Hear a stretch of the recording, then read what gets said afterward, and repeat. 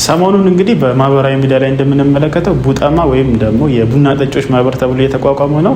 ነፍሰ ጡር እናቶች ወደዚህ ከመቀላቀላቸው በፊት እነኝን 4 ነጥቦች ማወቅ ይጠበቅባቸዋል። ሰላም፣ ዶክተር አብርሃም ነኝ፣ የማህጸንና ጽንስ ስፔሻሊስት። የመጀመሪያው ነገር ቢሆን ቡናን ወይም ካፊንን ሙሉ በሙሉ በእርግዝና ወቅት መከልከል አስፈላጊ ባይሆንም መጠኑን ግን መወሰን በጣም አስፈላጊ ነው። እንደ አሜሪካን የማህጸንና ጽንስ ሐኪሞች ማህበር መሰረት በቀን ውስጥ አንድ እናት የምትወስደው የቡና መጠን ከ200 ሚሊግራም በታች መሆን አለበት። ይህም ደግሞ በአማካይ ከ1 እስከ 2 ሲኒ ማለት ነው።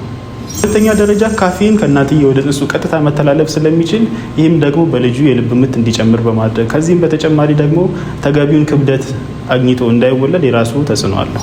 በሶስተኛ ደረጃ ደግሞ ቡና በውስጡ ያለው ካፊን የተባለው ንጥረ ነገር በምንመገባቸው ምግቦች ውስጥ ያለውን አይረን በአግባቡ መጠቀም እንዳንችል ወይም ደግሞ አብዞርብ እንዳይሆን ስለሚያደርግ እናትየው ለደም ማነስ ሊያጋልጣት ይችላል። ስለዚህ ይህንን ለመከላከል ቢያንስ ቡናን መጠቀም የሚኖርባት አንድ እናት ምግብ ከተመገበች ከ1 ሰዓት በኋላ ከዛም በፊት መሆን ካለበት ምግብ ከመውሰዳ ከ1 ሰዓት በፊት መሆን አለበት። በአራተኛ ደረጃ ደግሞ ካፊን በውስጣቸው ሊይዙ ይችላሉ የሚባሉ መጠጦችን ለምሳሌ ከሻይ ጀምሮ እንዲሁም ደግሞ ለስላሳ መጠጦችን ኮካኮላም ሊሆን ይችላል፣ ፔፕሲ እንዲሁም በተጨማሪ ኢነርጂ ድሪንኮችን በአግባቡ መጥኖ መጠቀም ያስፈልጋል። ሌሎች እንደዚህ አይነት ጠቃሚ መረጃዎች እንዲደርሱ ይህንን ፔጅ ፎሎ ማድረጋችሁን አትርሱ።